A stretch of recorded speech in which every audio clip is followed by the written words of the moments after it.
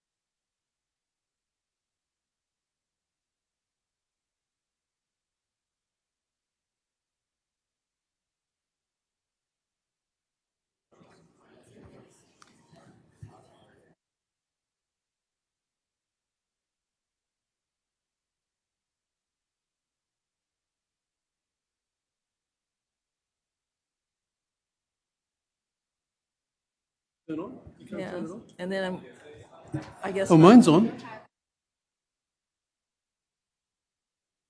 Does anybody know why? Yeah, we do. 2, 4, 6. We forgot about He it. counts, doesn't he? Don't worry, we was making the disparaging remarks about you. Yeah.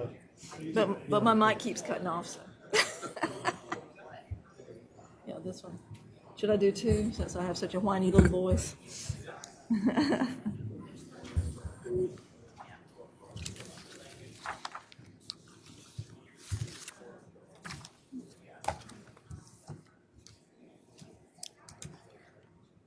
Waiting on staff, waiting on staff.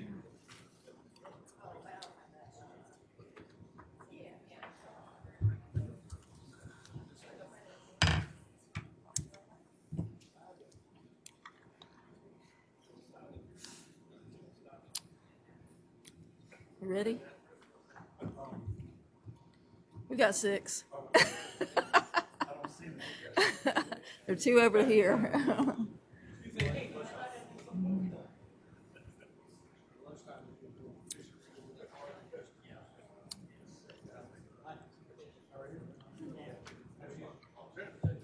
Okay.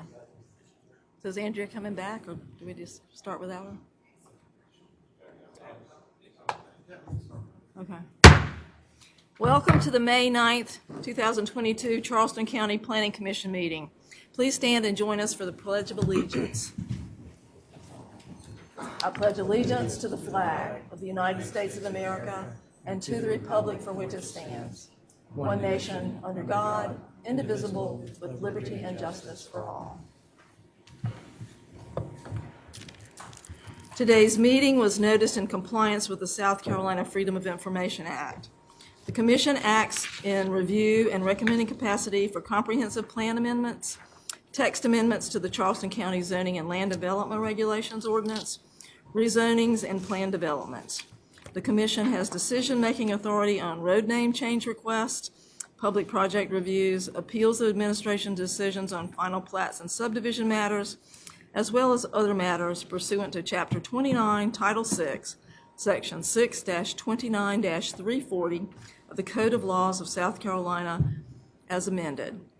If you wish to speak at today's meeting, please fill out the sign-in sheet by the door. My name is Cindy Floyd. I'm the chair of the commission. For those who cannot see nameplates, we have Tasha Gandy to my right and Pete Pilatus. To my left, we have Warwick Jones. And sitting at the dais in front of us, we have Adam McConnell and Logan Davis on the left, and Joel Evans, Director of Planning and Zoning, on the right, along with Attorney Mark Bell. Joel, could you introduce your staff? Yep. To my left, Emily Pickett's at the podium. And to my right, Savannah Murray and Marche.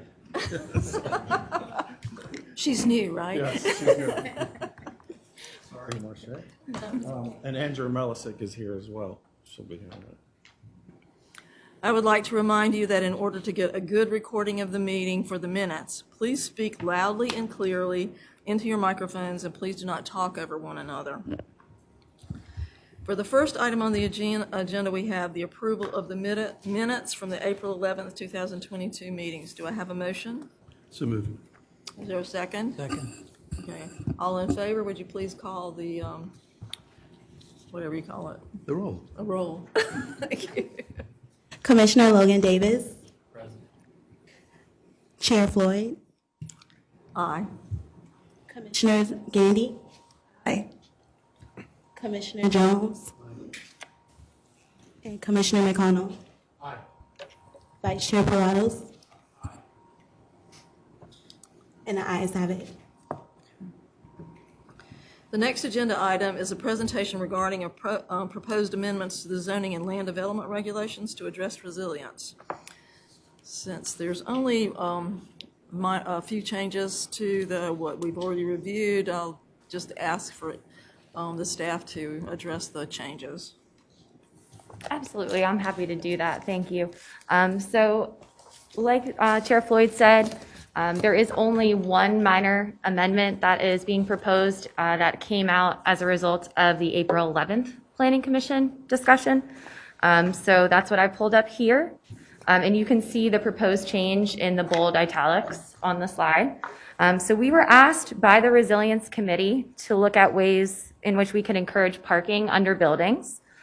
So staff had suggested incentivizing parking under buildings by exempting those areas from maximum building height calculations, up to 1 story for multifamily dwellings and non-residential development.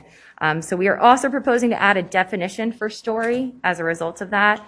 And what came out of the discussion at the Planning Commission meeting on April 11th, as a result of that, we're proposing to add the following stipulation, that the parking area under the building must be at least 51% of the building footprint in order to be eligible for that maximum building height exemption. Thank you for that concise presentation. We appreciate the staff's report, and are there any questions for the staff from the commission members? No questions? Is there anyone present who wishes to speak in support of these amendments?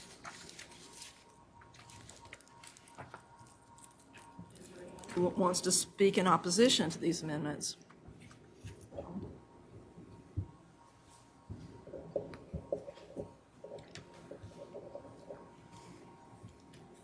My name is Jason Crowley, Senior Program Director for Communities and Transportation with the Coastal Conservation League.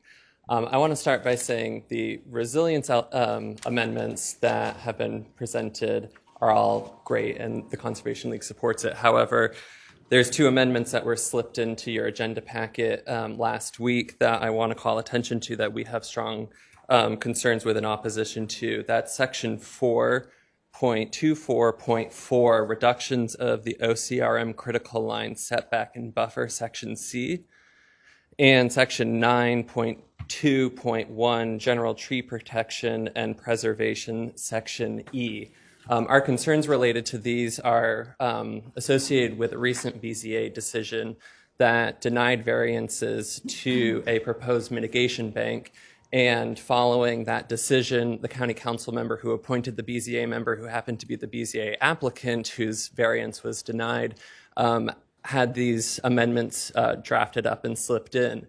Now, up until this time when this amendment was written, the requirement was that you had to come and get a variance to do this sort of work for a mitigation bank, and the process worked. This was a bank that had a lot of controversy, and the federal and state permits are something that the community opposed, and the county, as the last line of defense in a home rule state, also had the regulatory oversight, and that would be stripped out with these amendments. It would become the ultimate decision of the zoning director. Now, The zoning director currently is someone who I have great confidence in and does great work, and the utmost trust would be able to make the right decision. However, the public process demonstrated that this was something that the BZA ultimately ruled appropriately on. And by getting rid of this, there is no longer a public process. And so there's great concern by trying to slip this in right now under this process. And we would urge you to remove these amendments and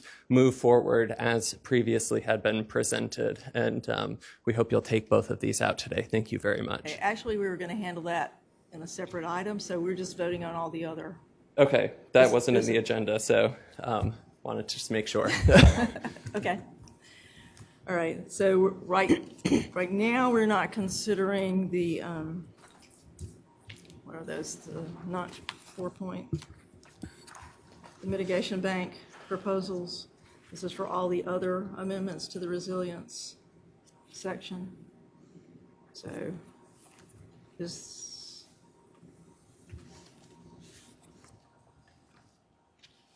Would it be possible for you to actually list out and define which amendments in addition to this that you guys are voting on now so that we can understand? I know that you said to kind of skip through. Tell us your name and where you live, please. Jody Crosby. I live in Megget, South Carolina. I'm a business owner, and I'm here to address the tree ordinance changes. And I was curious as to whether or not this banked in with these amendments as well. Yeah, it's not, but I'm happy to go through the amendments that are going to be voted on now. All right, so this was the first one on our list here, the parking under buildings.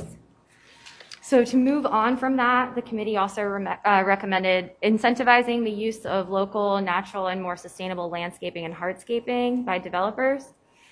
So staff had suggested adding a maximum impervious surface area requirement and defining impervious surface area. So from those recommendations, the following amendments are being proposed. So you can see them on the slide here, but for Parks, Recreation, and Open Space, Resource Management, AG 15, AG 10, AG 8, AGR, Rural Residential Special Management, R4, Manufactured Housing Subdivision, and Manufactured Housing Park zoning districts, we're proposing a 40% maximum impervious surface coverage of the lot. That would apply to non-residential development, and then residential development on parcels less than 30,000 square feet in size, or as allowed by the Stormwater Manual. And then in the urban residential zoning district, we're proposing the impervious surface coverage of 50%, again, or as allowed by the Stormwater Manual. And then in the rural commercial, rural industrial, and then residential office, civic institutional, general office, neighborhood commercial, community commercial, and industrial zoning districts, we're proposing also a 50% of the maximum impervious surface coverage of the lot, again, or as allowed by the Stormwater Manual. We're also proposing to prohibit driveways of any surface type from being located within the OCRM critical line buffer. And those amendments continue on, so we would have to amend the overlay zoning districts as needed to correspond with the change from building coverage to impervious surface coverage. We are also proposing to require that applications for variances from the maximum impervious surface coverage requirements, they have to include documentation showing how the proposed increase in impervious surface coverage beyond the maximum allowed would be mitigated, and provide documentation that the proposed mitigation has been reviewed by Public Works Stormwater Division. And that would be the same requirement for planned developments that request increases in maximum impervious surface coverage as well. Still continuing off of that same committee recommendation, we would have to require zoning permits to show impervious surface coverage on site plans. We'd also propose allowing increases in impervious surface coverage for parcels that are involved in shared access agreements. We would propose defining both impervious and pervious surface coverage, and then also clarifying the difference between pavement and impervious surface as needed throughout the ordinance. We did do some research on surrounding municipalities and how they're currently regulating impervious surface coverage. So the city of Charleston does not currently regulate impervious surface coverage, with the exception of some approved PDs that set those limits. Instead, they use lot occupancy standards, which looks at building coverage only. The city of North Charleston sets impervious surface coverage limits only in their West Ashley overlay district. And then the town of Mount Pleasant sets impervious surface coverage limits only in the Old Village overlay. So the Resilience Committee also recommended increasing the freeboard requirement in the Charleston County Building Code. So as a result of that, staff suggested changing the definition of building height in our zoning ordinance to reference the design flood elevation rather than base flood elevation. We're also proposing to add the following definitions: base flood elevation, freeboard, and design flood elevation. Lastly, there are some long-range committee recommendations. I just wanted to include those for future. So we've grouped them here by topic: parking, trees, elevation-based development, and design standards. These are items that staff will need more time to dig into and address in the future. And the meeting was noticed as required.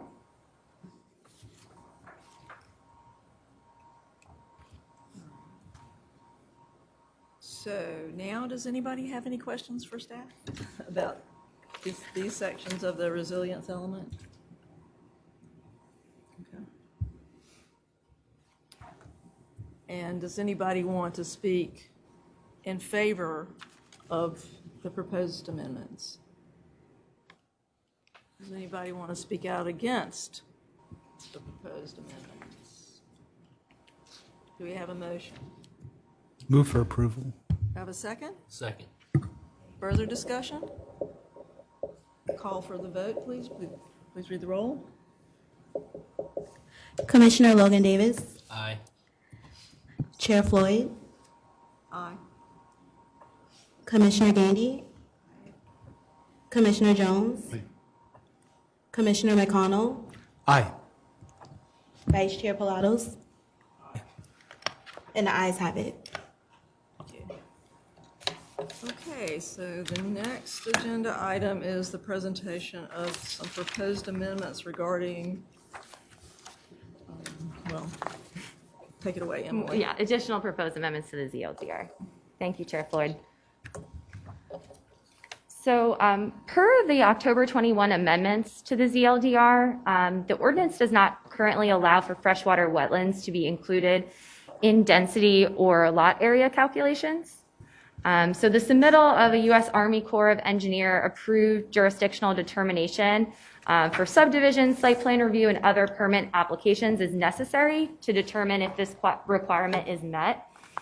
So per an April 6, 2022 dated letter that we received from the U.S. Army Corps of Engineers, the Charleston District Regulatory Division will no longer prioritize wetland delineation requests that are not associated with an Army Corps permit application. So they recommended in that letter allowing wetland delineations to be prepared by environmental consultants utilizing the 1987 Army Corps of Engineers Wetland Delineation Manual and the appropriate regional supplements for wetland delineation, instead of relying on jurisdictional determinations when those requests are not associated with an Army Corps permit application. At the bottom of this slide, you can see the sections of the ZLDR that will need to be updated as a result of this procedural change. All right. In section 9.2.4, required tree protection, staff's proposing reducing the tree barricade radii distance requirement from 1.5 feet times the diameter breast height of the tree to 1 foot times the diameter breast height of the tree. And this is being proposed to reflect a more realistic root protection zone for the tree.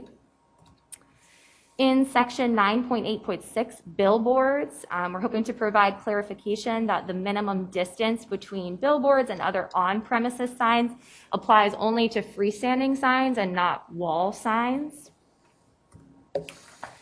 And then in section 4.24.4, reductions of the OCRM critical line setbacks and buffers, the text shown in red on this slide is proposed new language. So the proposed amendment authorizes the zoning and planning director to modify the OCRM critical line setbacks and buffers with DHEX approval within public or private rights of way and drainage easements. Additionally, the new language states that the zoning and planning director shall be authorized to waive or modify the existing OCRM critical line setback and buffer requirements when there is an alteration that results in an overall expansion of the OCRM critical line into existing highland and freshwater wetland areas for the creation of a mitigation bank, if the conditions listed on the slide here under 1 through 3 are met. All right. In section 9.2.1 of the Tree Protection and Preservation article, general, the following additional language is being proposed. Removal of trees associated with relocating the OCRM critical line pursuant to 4.24.4C, which we just discussed, except grand tree removal shall be mitigated inch per inch pursuant to section 9.2.6 of this ordinance. All right. This slide shows the proposed definition for a mitigation bank. We're proposing the following: a site or suite of sites where aquatic resources, for example, wetlands, streams, or riparian areas, are restored, established, enhanced, and or preserved for the purpose of providing compensatory mitigation for impacts authorized by the U.S. Army Corps of Engineers permits. This definition is limited to those sites which are governed by a mitigation banking instrument approved by the U.S. Army Corps of Engineers. And this meeting was also noticed as required.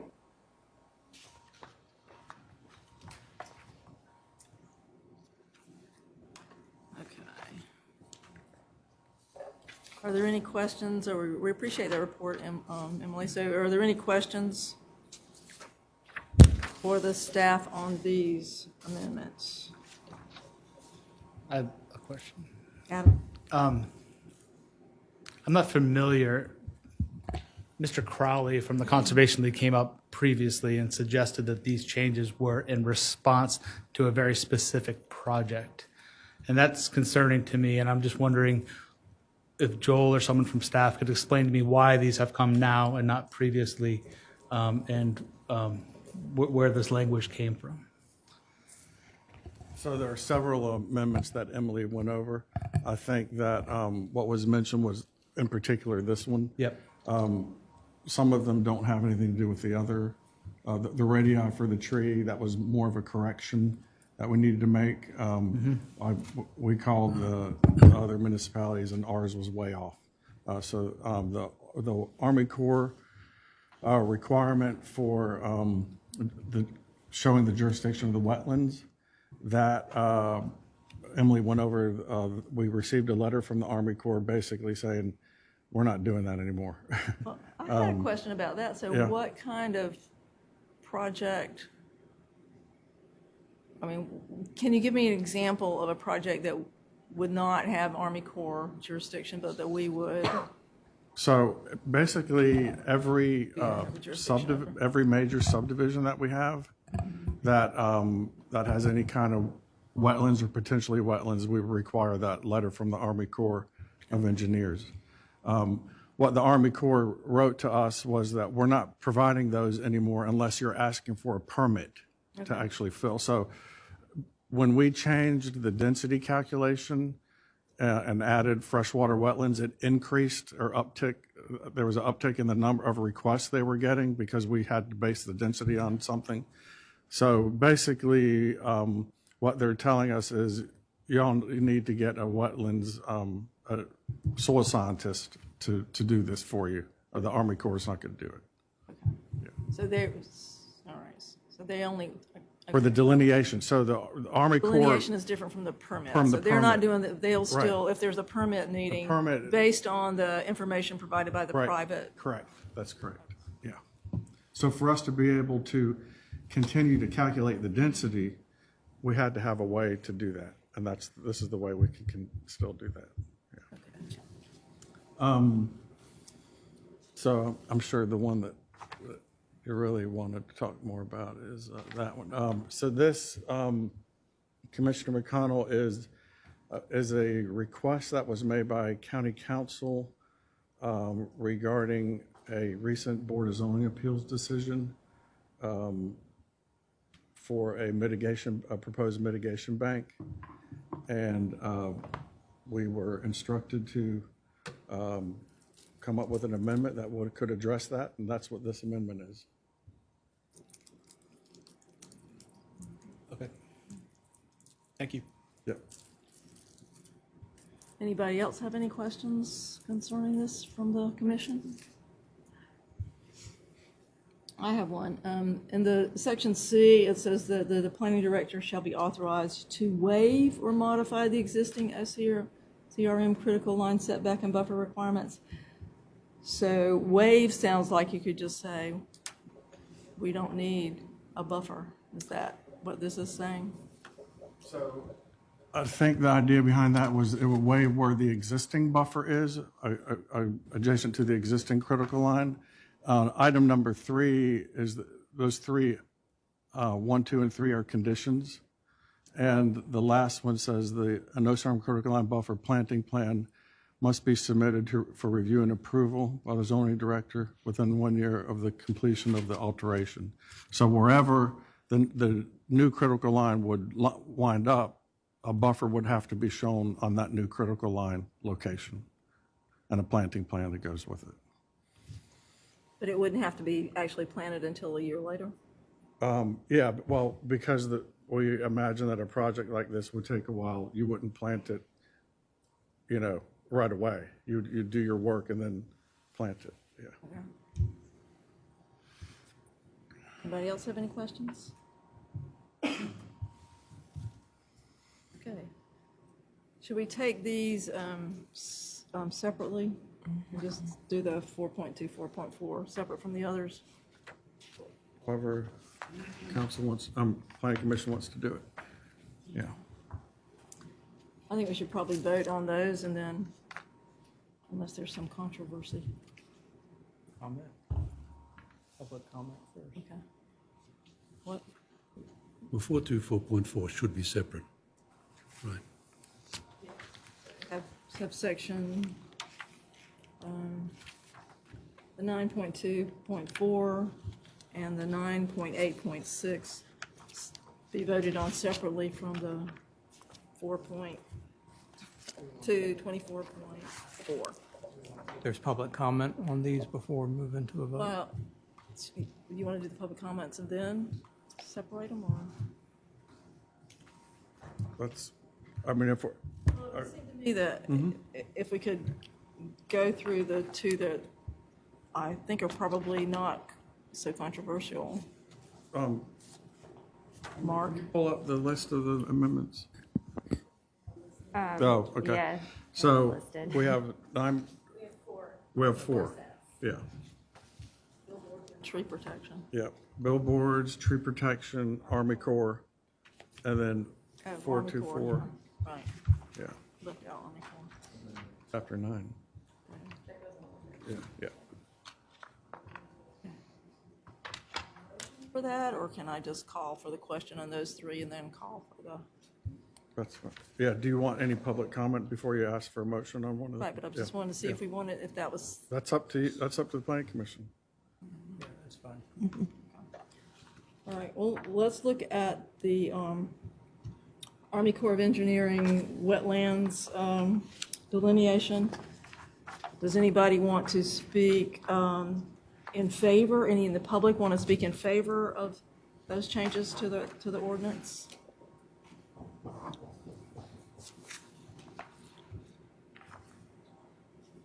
Good afternoon. I'm Ross Nelson with American Mitigation Company. I'm here to speak in favor of several amendments that are proposed, but I didn't know the wetland delineation requirement was on here, but as a practitioner that has done wetland delineations for more than 20 years, I was also in receipt of the same letter that the county received regarding how the Corps of Engineers is changing their processes on processing permits and prioritizing delineations over wetland, or prioritizing wetland permits over wetland delineations. And that does come at a cost to folks that are just trying in the planning stages of various development projects, or really even just trying to subdivide a piece of property or sell a piece of property. And I would support anything that the county needs to do to make sure that their ability to move forward with projects internally that don't require a wetland permit are authorized underneath the current zoning ordinance. Thank you. Does anyone else wants to speak in favor of this? Come forward and tell us your name and address, please. I have a question, actually.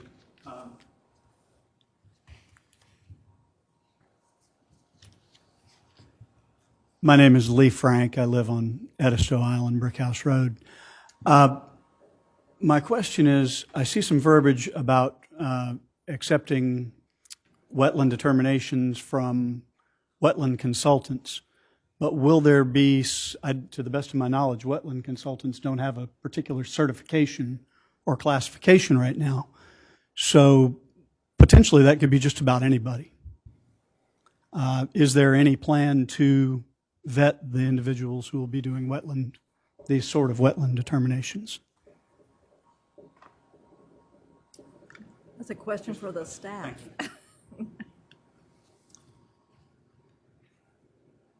Want me to try to answer it? Please. Okay. My understanding is that the Army Corps has a list of soil scientists or engineers that do this. That's not to say that we would require someone on that list, but we could reach out to the Army Corps and find out what kind of qualifications that the folks have that they utilize. Okay. Yeah. So would that need to be in here? We can make it a future amendment. Yeah. To this. Yeah. So to clarify, I think that's a good point. Yeah, yes. To clarify. Yeah. If I might say, I agree with you. So we should someone should move for approval of this with, or should we let this go to a future date? Well, I think you can move this one forward, then we'll come back. We're going to bring back another set of amendments and then we can have a clarification in that. But why wouldn't we vote as to approval, not approval? If this may have to be amended, I mean, you want to approve it with amendment we don't know about? Well, yeah, because we don't know what the amendment would be. To recommend it, It's up to in my view. Okay. So are you looking for a motion? Or we're not there yet? Well, we need to let people speak against. Okay. But hold on to that. Okay. Does anybody else want to speak in favor of the wetlands delineation verbiage that we're putting into the ZLDR? Does anybody want to speak against it? Can I ask another question? Sure.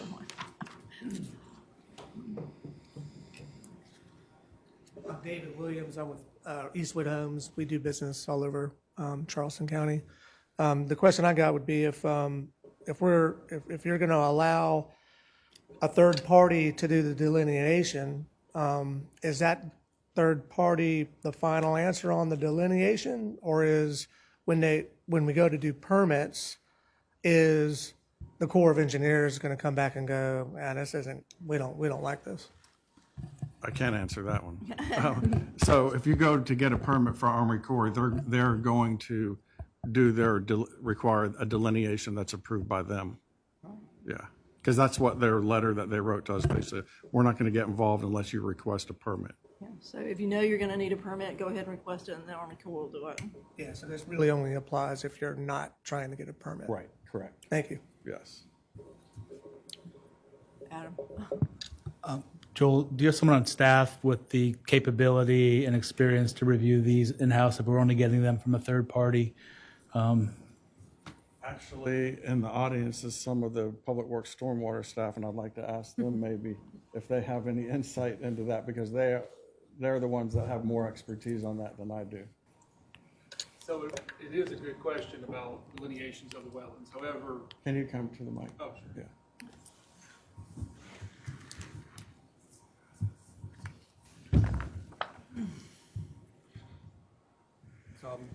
Chris Wanamaker, the Stormwater Utility Manager. This has caused a bit of a wrinkle on our side for staff time and review times. Right now, we are trying to figure out exactly what consultants as a whole, when we say that, we mean third party, right? The experts, though, would delineate the wetlands to us. We would take it and essentially accept it. You know, we don't have the authority to say that they're wrong, right? So I think the question is, who are the people that are going to be allowed to be consultants? And there's no good answer for that. I think in our manual, you have to be cognizant of soil science, and that really is, I would say, regulated by the LLR. But again, we need to reach out to the LLR. I'm sorry, regulated by? The licensing, Labor licensing and regulation. Labor Licensing and Regulations Board. And I think it's on the own ethical standards of the individual performing those delineations. So I don't know what licenses there are behind that yet. Again, this kind of threw us for a curveball about 3 weeks ago, so we're still trying to figure it out ourselves. Okay. Is there, if we don't go ahead, if we do send this back to staff to come back, does that leave a hole in Well, people trying to get yes. things it does, started? So because that's what initiated it to begin with, is that the Army Corps is saying we're not doing this anymore just for a delineation. So then we have folks, as was mentioned earlier, that are in the development review process. They're not intending on filling any wetlands, but they need to know now that we base our density on highland, that we're going to require a delineation of some sort. So it will hold up another for the next round. Don't you feel uncomfortable, though, moving forward with this, with its holes? I mean, you're in a sense trying. they can't hear you. Sorry. Don't you feel uncomfortable perhaps approving something like this when there are holes? I mean, yes, it may make it easy for those that are making an application, but we've got to live with this. So, in my view, we should defer it to make sure that we fill the holes. Maybe it's not a big hole. I'm very, very uncomfortable because I don't understand it all. Maybe the next meeting I should make sure that I do, and that'll involve discussion with you and perhaps others. But at this stage, I'm just uncomfortable with it. Are we getting caught up on licensing? Who's licensed? Is that the question right now? Yeah. Because, I mean, it's just like any consulting. I mean, as long as somebody's experienced in the field, they're insured, they're going to be able to do the job.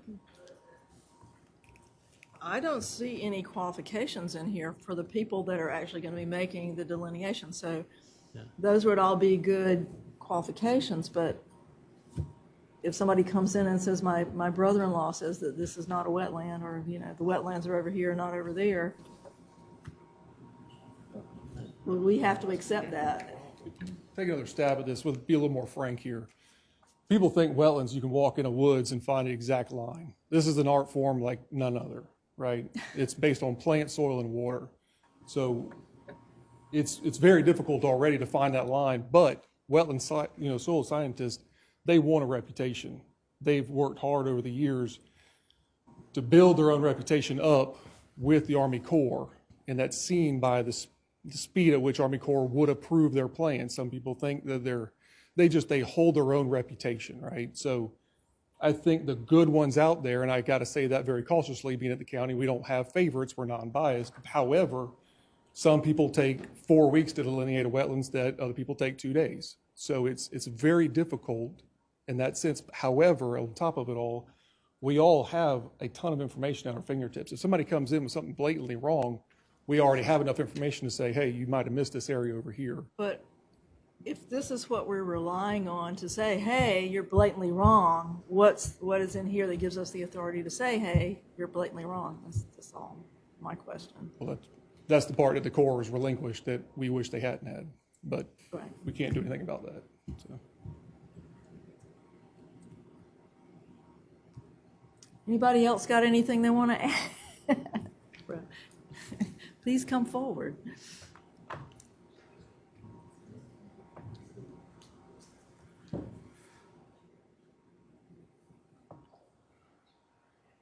Hi, my name is Caroline Paget and I live in Wadmalaw. And my concern is not only the qualifications, but the funding.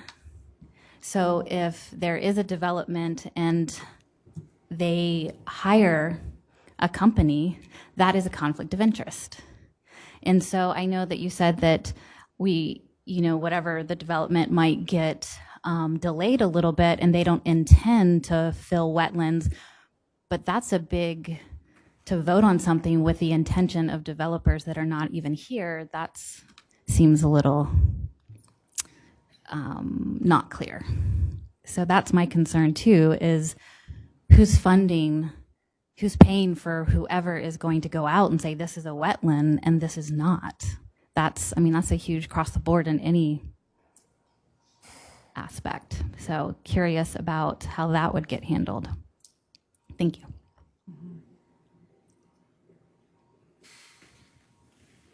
Joel, didn't you say that most of the developments will still have to get a permit through the Army Corps of Engineers? So we can't go around that when it's a Correct. full-on development versus sale of an individual property or somebody trying to delineate on their own piece of land? So anytime, a permit would be required from the Army Corps if you're going to do any kind of impact to the freshwater wetlands. Okay. All right. So that's where the Army Corps would do their delineation for the property owner or for the developer.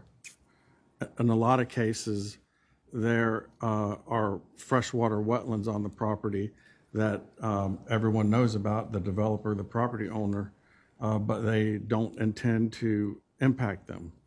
Those are the situations that the Army Corps is saying, we're not getting involved with those anymore. We're not going to provide you that approval of delineation anymore. You're going to have to go to a third party for this. Okay. And density now is based on highland without the wetlands. So the delineation would, the density of the property. So, excuse me, Chair, this is actually where I think I understand that the context that this is going to be used in is mostly density determination. That's for us. And so now being able to rely on the Corps' definition of the line has been taken away for density determinations. And so everybody that needs a density determination now has to go out and get a third-party contractor, but there's no capacity for oversight at this point. Like between the county doesn't have the capacity, there's no. Yeah, I think that you're right. There's a gray area here. As Chris Wanamaker with the stormwater, they're familiar enough with the freshwater wetland information that the county has to know whether or not that something is calling a wetland or not a wetland is believable or not. Now, that exact, location within a foot or two, that's the part that that Chris, I think, was describing as more of an art, where that actually gets surveyed, and part of the survey that's submitted to the county went during the development period. Thank you.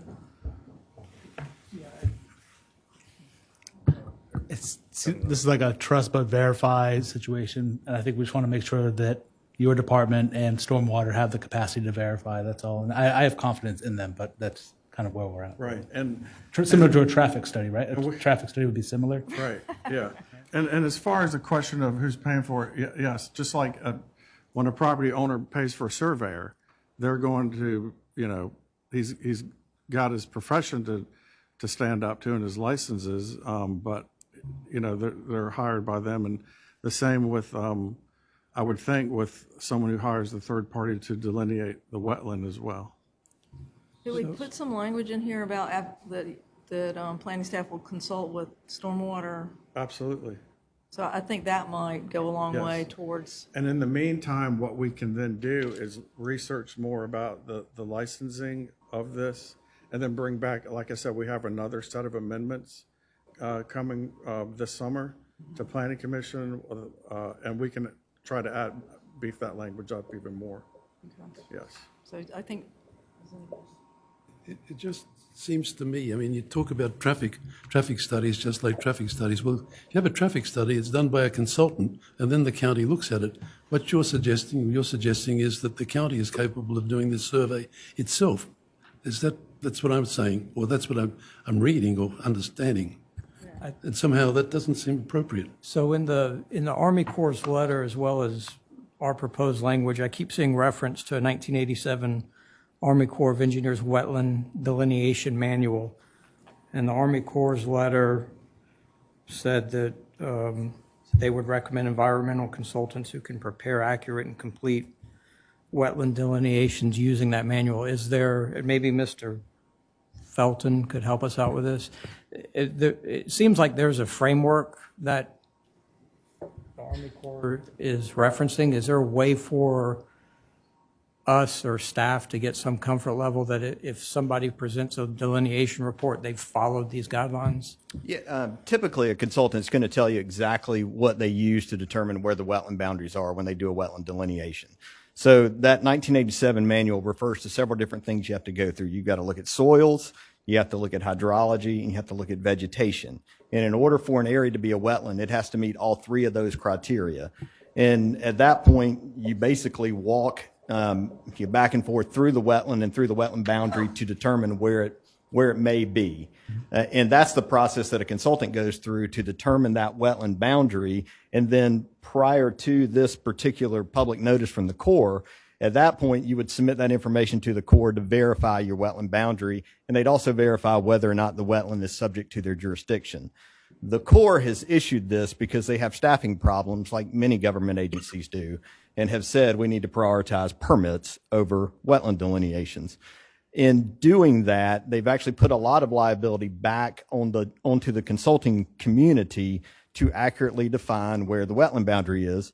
Most consultants are going to tell you they don't really want that liability because there's a lot of other things that come along with it.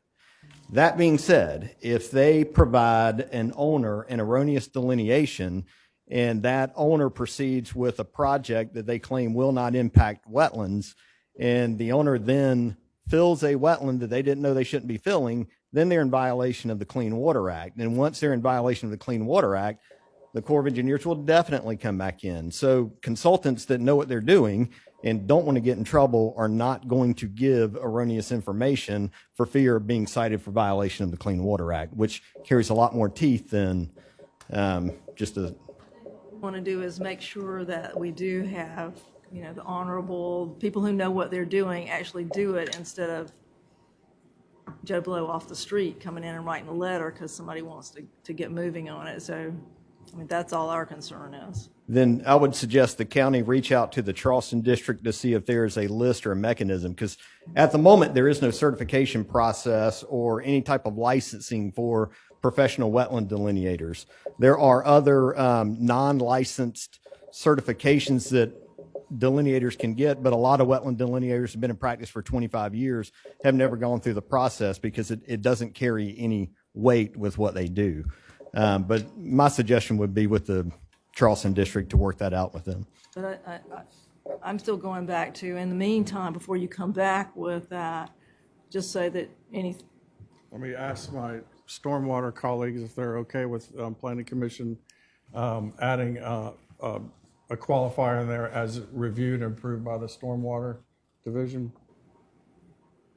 You good with that? Okay.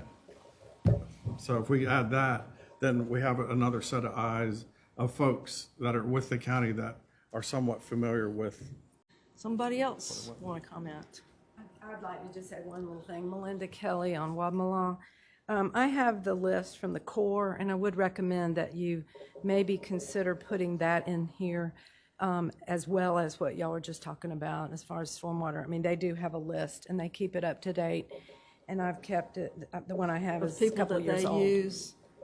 They send it out, and it's. I have a link right now that it is a couple of years old, so I'm not sure if it's out of date. But if y'all could consider adding that in, that it needs to be someone from their list. Thank you. All right, come on up. I'll add to that. I've actually been on that list before. The Corps hasn't updated that list in 4 or 5 years, so if there's any company turnover, you've got to deal with that. I think we have enough to get started until We have enough to we get come some- back. I would feel, I'd really like to do some more research and referencing a third-party consultant to a limited list by another agency. That's not Right. going to fly, I don't think. That's too specific Yeah, for yeah, this, I think. Yeah. Okay. May I mention one? I apologize, but hypothetical situations become real eventually. Lee Frank again. Individual consultant goes out, delineates a wetland. You wind up with 5.01 acres of upland to do your subdivision.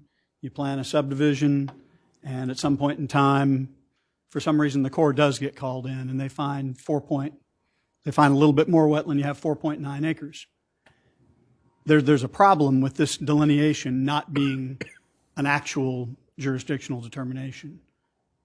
There's liability there for both the consultant and potentially for the county if they've approved or led this person to move down a path of spending funds for a development that's no longer feasible. Thank you. Well, I think our problem is we already have something in place that does not take that into account, because our ordinance says we have to go back to the Corps, and the Corps is not doing it anymore. So we need to move forward today, this is my 2 cents, to put something in place, and I think that we've come up with a temporary stopgap. Does anybody vehemently oppose having the stormwater folks at least check it out to see if it looks feasible? Anybody got a better suggestion? If I may, you're suggesting that there should be a consultant. We want to define who the consultant would be, and we'll draw up a list. Right, we're going to when we come back in the summer, but in the meantime, all our ordinance says is you go to the Army Corps, and the Army Corps is not doing it. Okay, I understand. Okay, I understand. And I'm sorry, there's an urgency to this. I'm asking to have that confirmed because right now nothing can move forward with under the current. Currently in our ordinance, it says that the freshwater wetlands needs to be approved and delineated by the Army Corps of Engineers. Right. The Army Corps, the agency that does that, is not doing that. Right. They've formally basically put all the jurisdictions on notice, hey, we're not doing this anymore, so y'all figure it out. So until we pass something, Right. Right. Every one of these applicants is stuck. Yep. Yes, ma'am. So how long has it been delayed so far? I mean, if it's another month, is it going to make a difference, a big difference? If you ask developers, they would make a big difference to them, but. It depends on who's asking.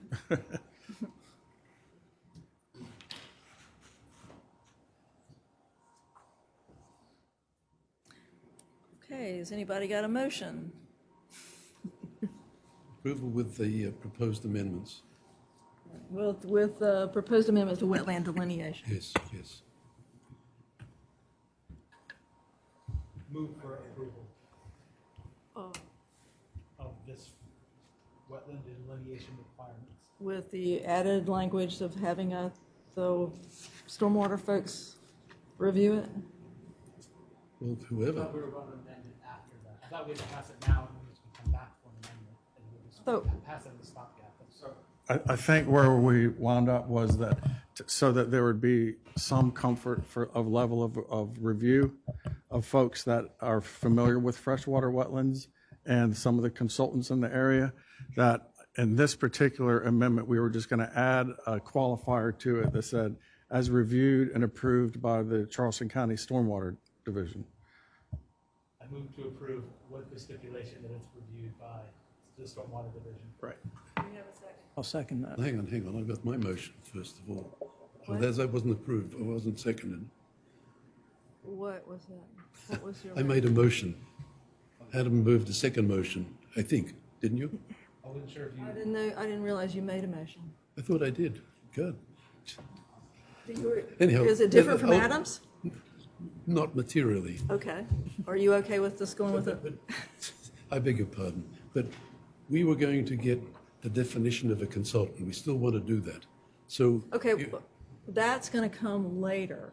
So, but is it practical to make this interim thing, which may be good for a month, and then to change it? I mean, I don't know the ramifications of the change, whether that's going to allow people to slip in or not. I don't know.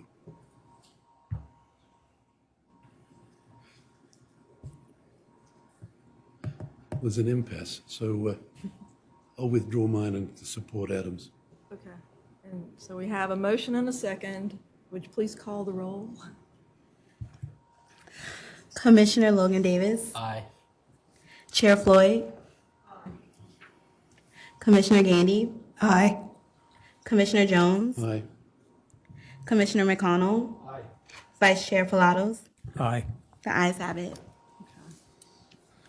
Okay, County Council will hear this request at an upcoming public hearing on June 21st, 2022, at 6:30 PM in council chambers, and also at their July 7th, 2022, Planning and Public Works Committee meeting at 5 PM. The request must then undergo 3 readings for approval of council's discretion, at council's discretion. Okay, so the next one is the tree reduction barricade radii distance. Does anybody on commission have any questions about this? Does this make a big difference? Does to the surveyors and to people that are trying to build a house on their property. When we originally did this, it wasn't clear in our ordinance, and because this was the 1.5 is an amendment of a recent one of talking about the radius, and when it started to be done in practice, it really was. I got a lot of calls, and the 1 foot times the radius is plenty for root protection, and it's more in line with what the municipalities are doing as well. Yes. Any questions from any members of the commission? Does anybody want to speak in favor of this amendment?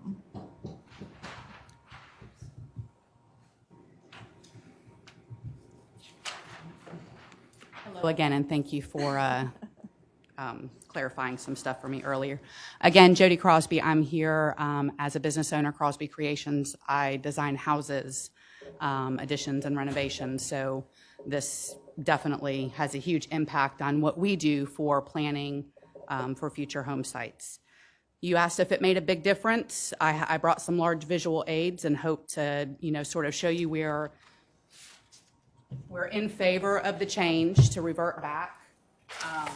The original interpretation, as shown here, shows what Charleston County once enforced, which was 1.5 feet diameter to 1 inch DBH.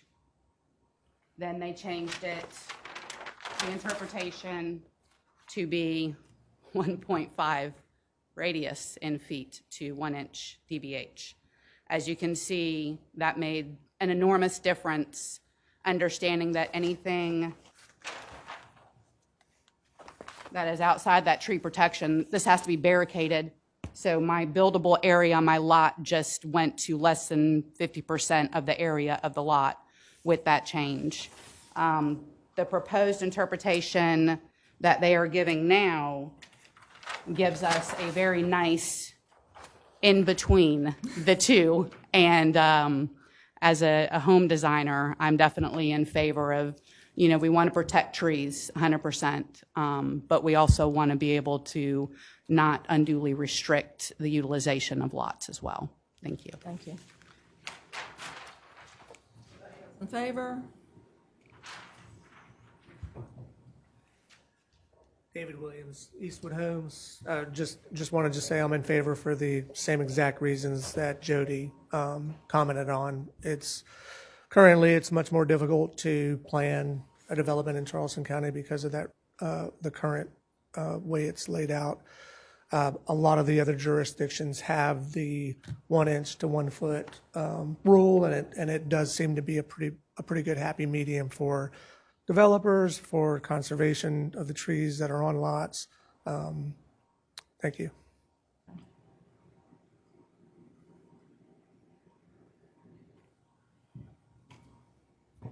Good afternoon. My name's Andy Barber. I own and operate Generation Homes here in Charleston. I'm also the codes chair for the South Carolina Home Builders Association.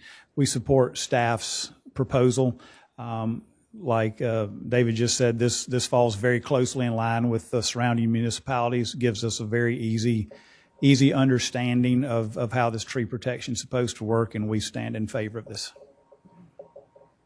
Does anybody want to speak against? Do we have a motion? Oh, you want?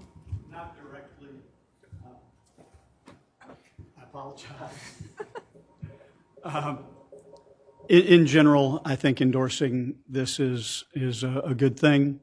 The historical interpretation of 0.75 was, I feel, adequate, but I think this is a reasonable compromise. This is not currently in this situation to be addressed, but I'd like to plant a bug in everybody's ear. Right now, this ordinance protects multi-trunk trees and water oaks. And I don't know how many people here deal with property owners when they come to apply for a permit or come to me for a survey, but they're all floored when I tell them that a water oak that has 3 8-inch trunks is a protected tree. So, I mean, it borders on absurd, but yet we protect them. And I suspect that reason is that because it's an easy test. If it's a hardwood, it's a hardwood, and it's easy to protect. But that is to the detriment of a lot of property owners. Please consider in future revisions considering taking that under advisement. Okay. Thank you very much. Thank you. All right. I asked if anybody was against it. Does anybody want to speak against the tree change, required tree protection change? Okay. And do we have a motion? Motion. Mr. Ward moves to approve. Second. Mr. Pilatus will second. Okay, would you call the roll, please? Commissioner Logan Davis. Aye. Chair Floyd. Commissioner Gandy. Commissioner Jones. Commissioner McConnell. Aye. Vice Chair Pilatos. And the ayes have it. Again, County Council will hear this request at an upcoming public hearing on June 21st, 2022 at 6:30 p.m. in council chambers, and also at their July 7th, 2022 Planning and Public Works Committee meeting at 5 p.m. The request must then undergo 3 readings for approval at council's discretion. All right, next we have the billboards. What's happening with the billboards? We're just clarifying the minimum distance between billboards and other on-premise signs applies only to freestanding signs and not to wall signs. That was the intent when it was written, and we just want to be sure that it's clarified that way. Okay. We're not changing any distances or anything. Okay. Right. This is more of a clarification. Right. than- This is just more of a clarification. Anybody want to speak in favor? Anybody want to speak against? Any discussion from the commissioners? Move to approve. Second. We have a motion and a second. Want to call the roll, please? Commissioner Logan Davis. Aye. Chair Floyd. Aye. Commissioner Gandy. Aye. Commissioner Jones. Aye. Commissioner McConnell. Aye. Vice Chair Pilatos. Aye. The ayes have it. County Council will also hear this request at an upcoming public hearing on June 21st, 2022 at 6:30 p.m. in council chambers, and also at their July 7th, 2022 Planning and Public Works Committee meeting at 5 p.m. The request must then undergo 3 readings for approval at council's discretion. All right. To section 4.4, reductions of OCRM critical line setbacks and buffers. Anything else they want to say in explaining this? Emily? All right. Does anybody want to speak in favor?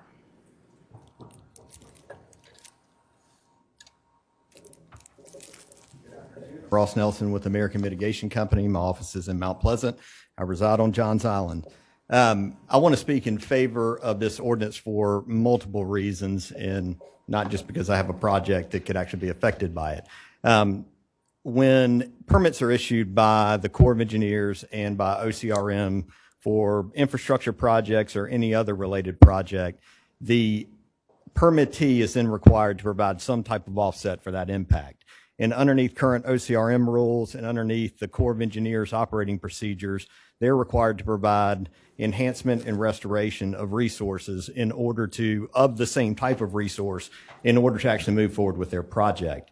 And right now, as Charleston County Zldr is currently written, it is very difficult, if not impossible, for any applicant with a restoration project to actually proceed with their project. And that could potentially come as a detriment to the entirety of Charleston County. So my ask of the board today is that you not consider this particular ordinance in light of one project, but think of it in terms of the overall impact to Charleston County and the ability for Charleston County to move forward with critical infrastructure projects. Thank you.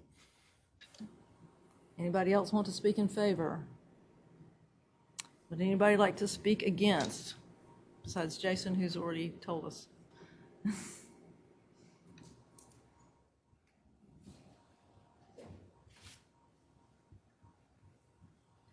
I'm Louise Maybank, 2029 Burger Hill Road. I'm here to speak against this proposal as written. As you know, there is a very, very, very high-profile, highly controversial project going on Wadmalaw Island, which has provoked this amendment at the 11th hour. And what I would like to point out to you is that it speaks to the, we are in the throes of this issue, which is deeply concerning to the entire island. And we have to deal with 3 different jurisdictional areas with the total project. We've got to look at the whole thing. The federal project, the Corps, the state project, the state DHEC, and the county BZA. And so as I stand here, not one of those 3 levels of government approvals has reached conclusion. The Corps is still open for appeal. That does not have a deadline for appeal, and it can still be appealed, even though they say that the Corps has granted the permit. And yes, they did grant it, and yes, the county did give the applicant $18 million, of which 14 point some has already been sent over by the county to the applicant, and we've been told distributed. But the period of appeal is open, and that is something that's not resolved. As far as the state permit is concerned, there was an appeal that was heard Thursday in Columbia, and there was a condition that was added on to that one, and so that is not final. And then the 3rd level, which is the county level, the deadline for appeal by the county not by the county, but by the applicant of the county for the unanimous decision of the BZA has not met its deadline. I think it's Wednesday. I think it's the 13th, the 12th, or whenever that is, but it's soon, the 30 days. And as of my standing here, I do not know whether that appeal has been filed or not. So, having pointed out all of the complications about what we're dealing with on Wadmalaw and how this particular zoning change would impact what's already in place, I want to point out a great lack in the verbiage up here.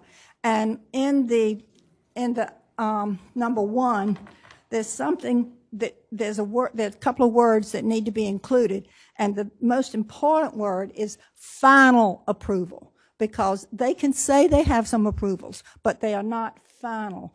And therefore, if you are of a mind to approve this, which Lord forbid, but anyway, you need to include the word final approval, and also you need to include the words of all jurisdictions, because this impacts 3 different jurisdictions. And until they're all three resolved, you do not know what you're dealing with. So I urge you today to not take action, but if you feel that you must take action, to please consider including the word final and the words all in order to secure it a little bit. Thank you very much. Where would the word all, where are you? All should go under number 1, having jurisdiction has, all right, all would be all wetlands down in the next line, the jurisdiction of all wetlands. Okay. Final is the final approval, and it's of all wetlands. Thank you. Anyone else want to speak against?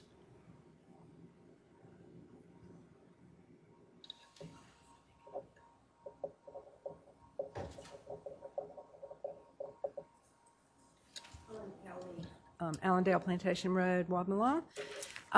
Yeah, our committee meets tomorrow, so we would.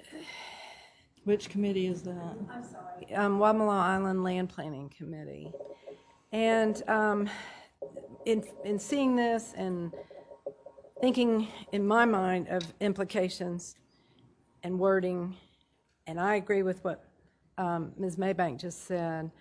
I just am not sure if all the implications have been considered. Maybe they have. I think there are a number of things that could come into play here about this specific project, since this is written about a specific project. And also, just in general, mitigation banks aren't, just a comment, aren't always used, I mean, to mitigate the county's projects. There could be a number of, Boeing and other projects have been mitigated without using mitigation banks. So I don't know if there's such an urgency on this one, but we would ask that you defer.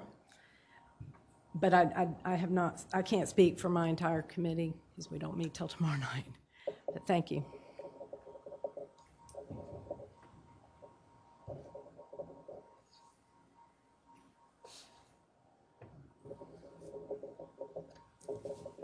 Good afternoon. My name is Betsy LaForce. I'm also with the Coastal Conservation League.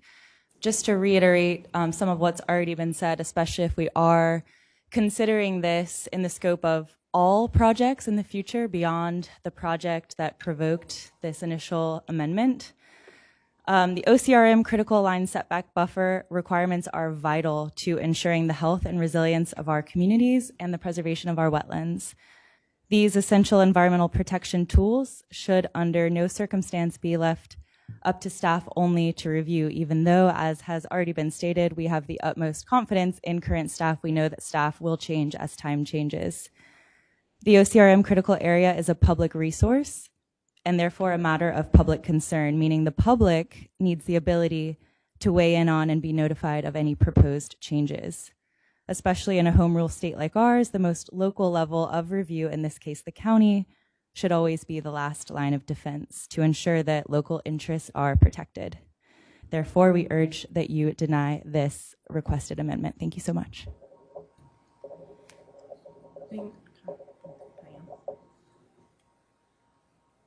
Hi, I'm Pam Skinner, Fairview Plantation Road on Wadmalaw, and I just I think I understood some questions as to why this came about and why so suddenly.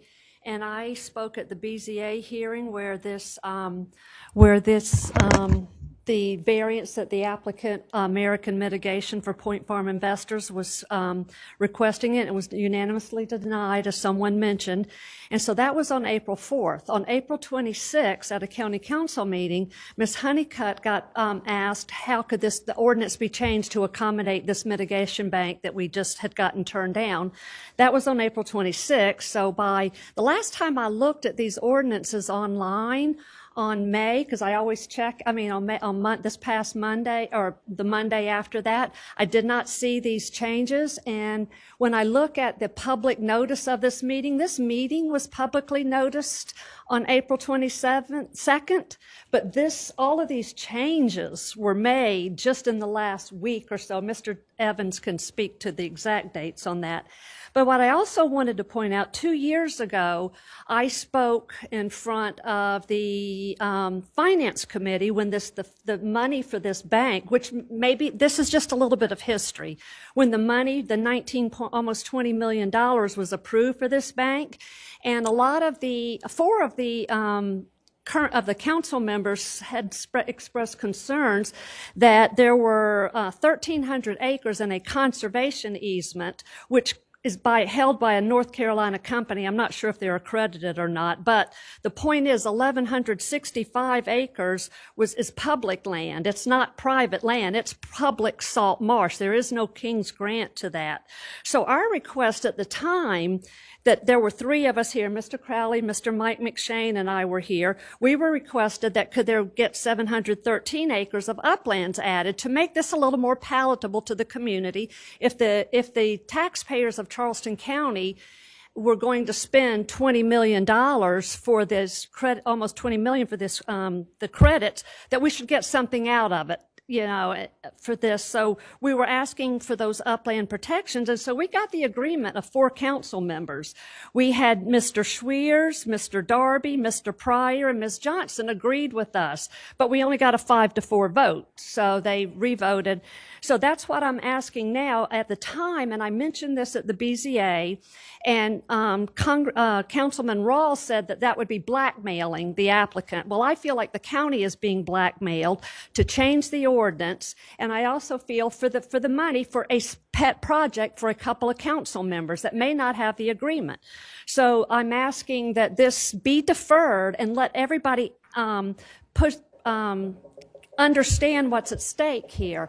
And the other item on this particular incident, nothing personal against staff, they do a great job, but this should be a public process. This should not be left to the planning director, because then it's approved, it's done. We have no say on any of this, and that is very, very wrong. And to spend $20 million, I think some of the current council members that are pushing affordable housing would like to maybe spend that $20 million to get affordable housing, because we have developers that come in and make all these changes that require infrastructure changes, require schools, and we have no money for affordable housing because we're the taxpayers, we're funding what the developers build and take off and give the money to their corporate shareholders. So those are there, and also there are other options like Ms. Kelly mentioned. There's the PRM that Boeing did, and I just feel like this needs to be deferred for more public input before it goes to the county council, because it'll just be rammed through county council if we can't get more than the 4 votes that we had at the purchase of the credits. Thank you. Anybody else?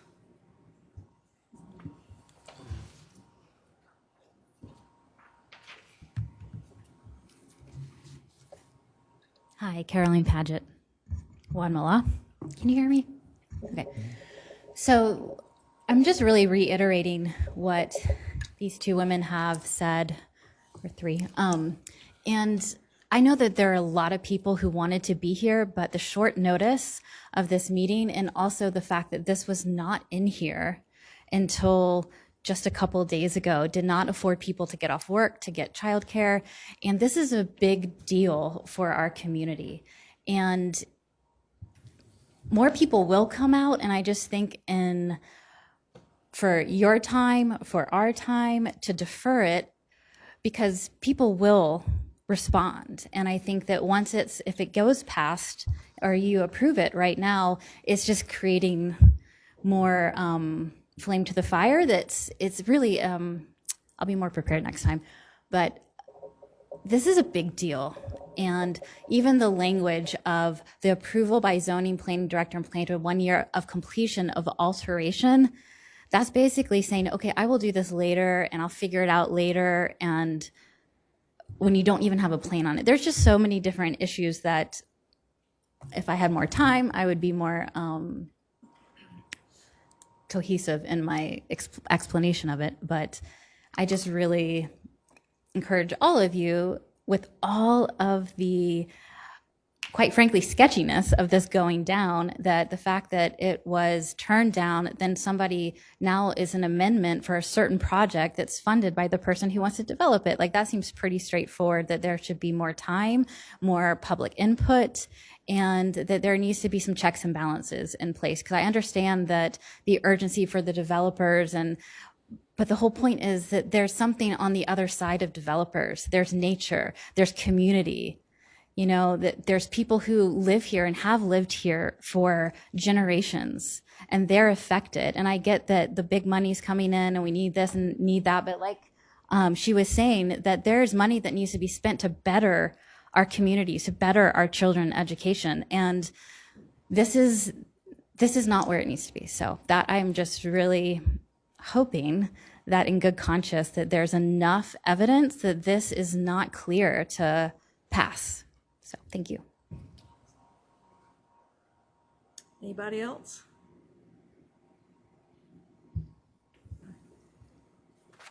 Any discussion from the commissioners? Madam Chair, we need to have a motion prior to commission members making discussion. Okay. Is there a motion?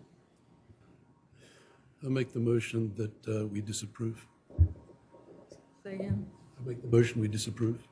Is there a second? Second. Is there any discussion? Yes. I tried to think about what would be the appropriate adjective to describe this, and I couldn't come up one, but I came up with 4 or 5. Dubious, questionable, non-professional, expedient, and as the last speaker said, sketchiness. I feel very uncomfortable about this, and one, I don't quite understand it all, but I'm particularly moved by the fact that the BZA turned it down. And I'm not in a mind to really go against the BZA. They certainly heard the substance of the issue. Maybe they understood it better than I did. But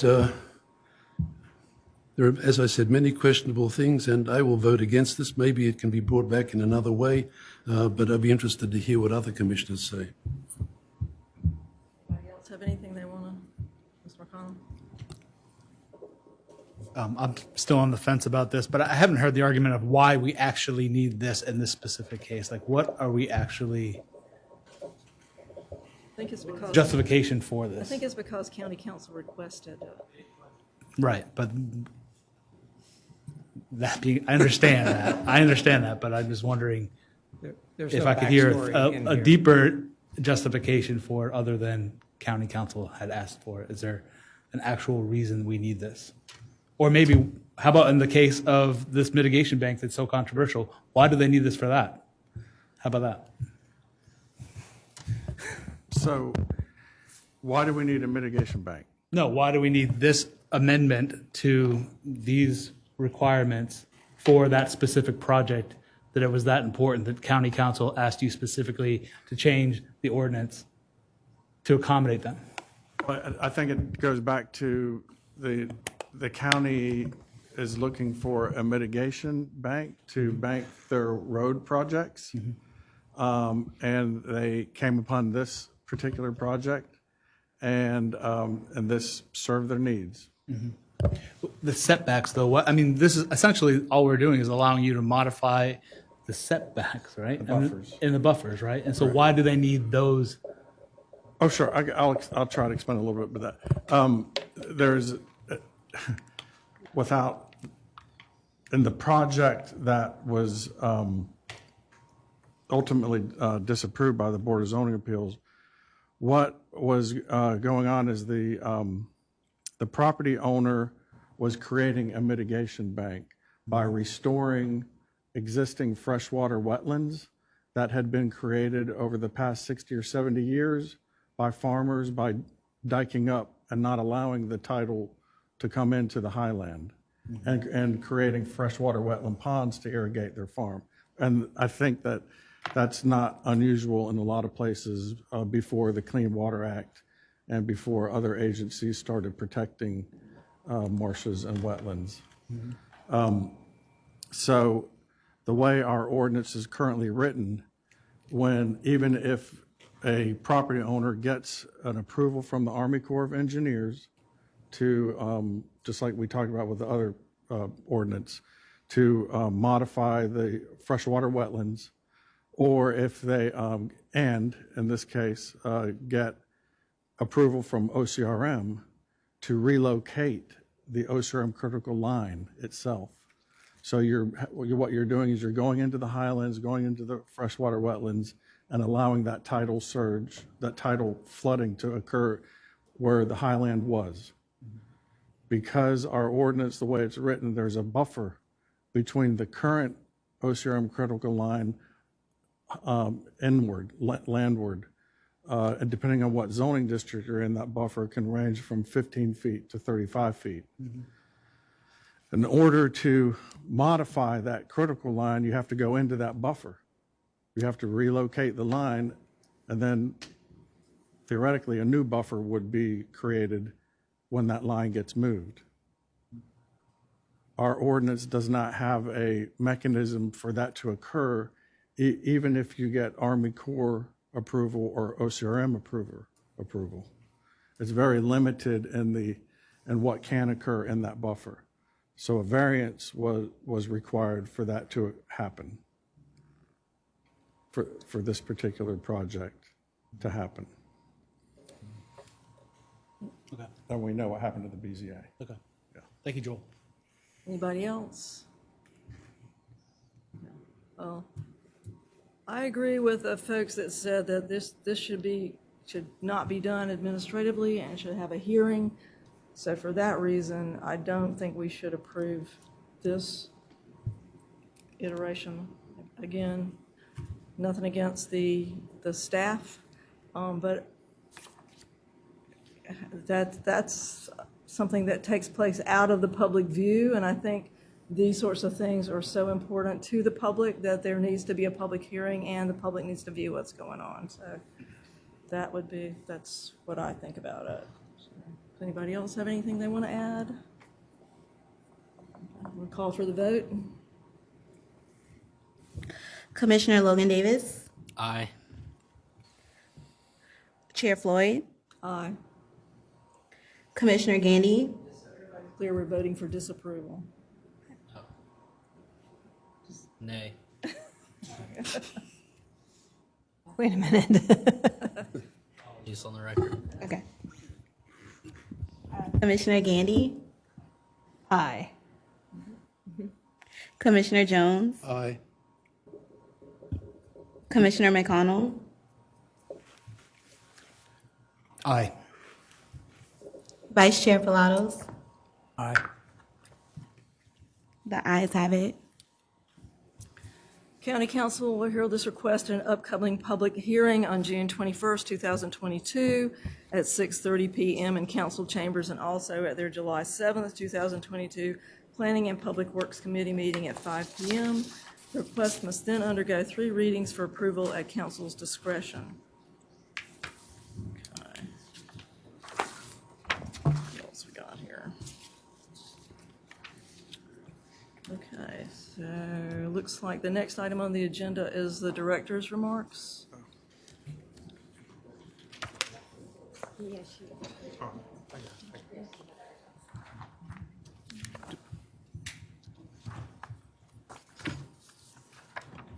Remarks, or you just want to Two refer more to your sections to report? vote. Are there 2 more sections to vote on?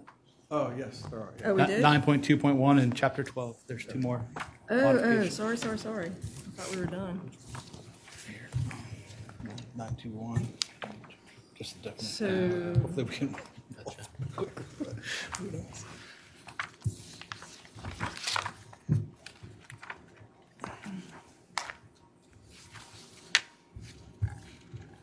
So we did the reduction. So 9.2.1 is different from what we already voted on, the 9.2.4. Yes, it is. Okay, so 9.2.1, general tree protection and preservation.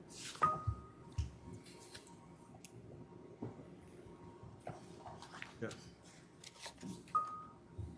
You want to go over? Sure. Yeah, can you recap? Oh, what's- yeah, I'm sorry. You're waiting on me, I Since we were- apologize. yeah, we were- So the new text here is in red. So it would be an exemption to the tree protection and preservation ordinance.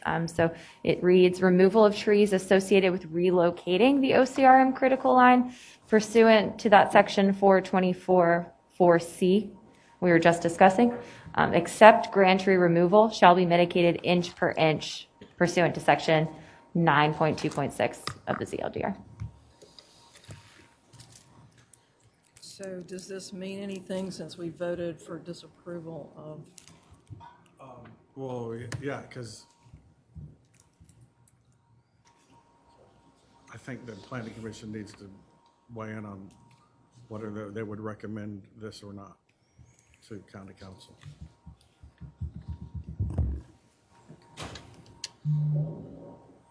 And this is different from what we have now? So this is referencing the section that you just voted disapproval on, and this is an exemption from the grand tree ordinance. It allows inch per inch mitigation administratively on grand trees that are associated with a project that meets the criteria of 4244. Okay.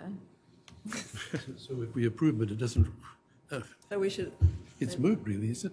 that was my question, but apparently not, so No, I think there still needs to be a recommendation to county council. make your. It's same another recommendation. ordinance.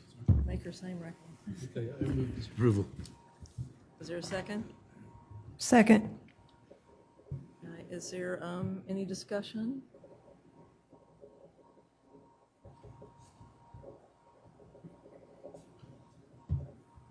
Need to ask, does anybody want to speak in favor of?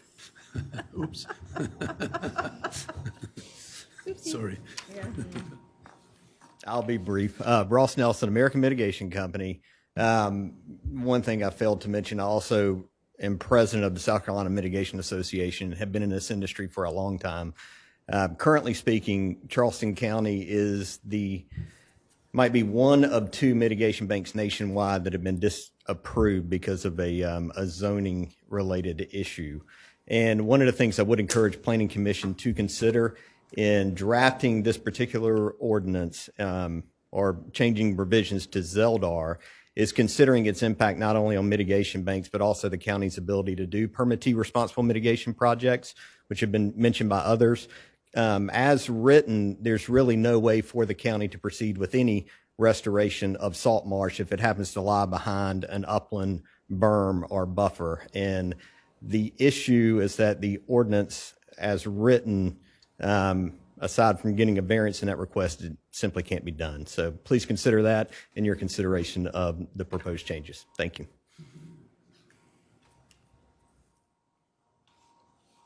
Anybody else wish to speak? All right, we have a motion. Would you call the roll, please? A motion and a second. Commissioner Logan Davis, Nay.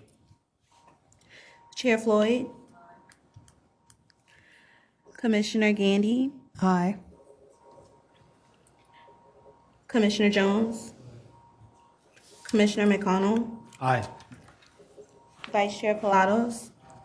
The ayes have it. All right, and then Chapter 12 definitions.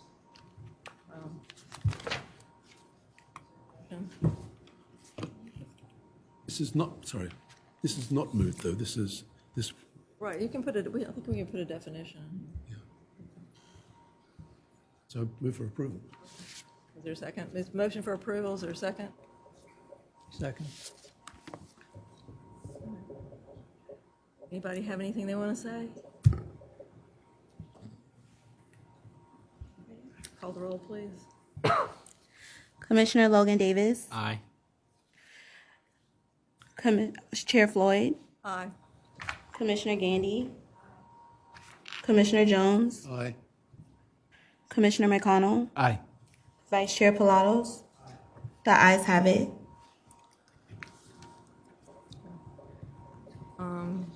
County Council will hear this at an upcoming public hearing on June 21st, 2022 at 6:30 PM in council chambers, and also at their July 7th, 2022 Planning and Public Works Committee meeting at 5 PM.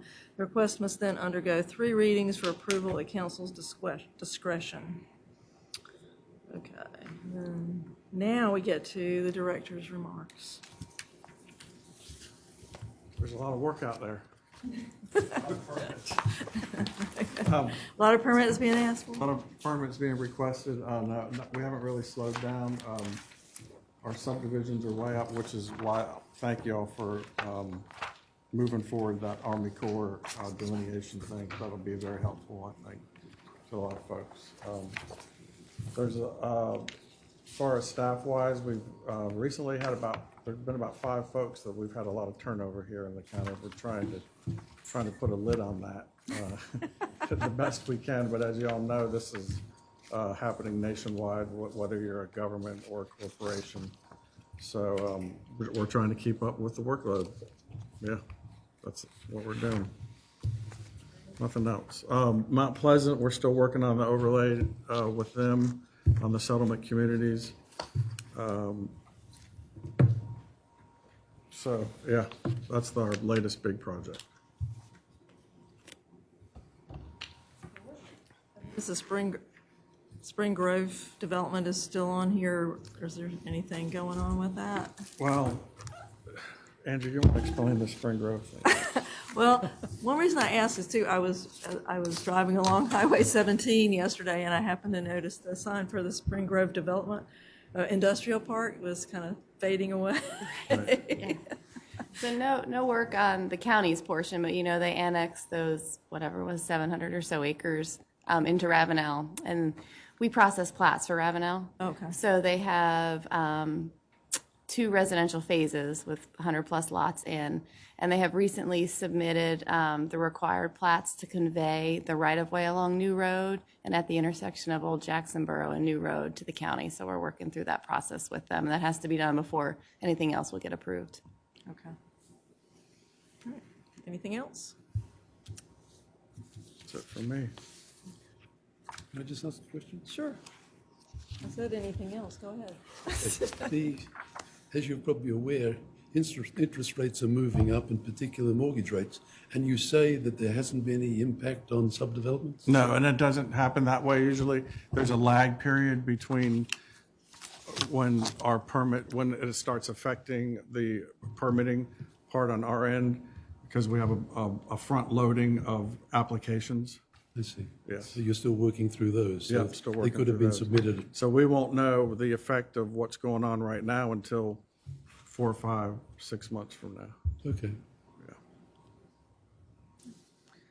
Anybody else have anything they want to bring to the attention of the commission? Okay. All right, if there's no further business, then the meeting of Charleston County Planning Commission stands adjourned. We will hold our next regularly scheduled meeting on Monday, June 13th, 2022, here in council chambers. Guys.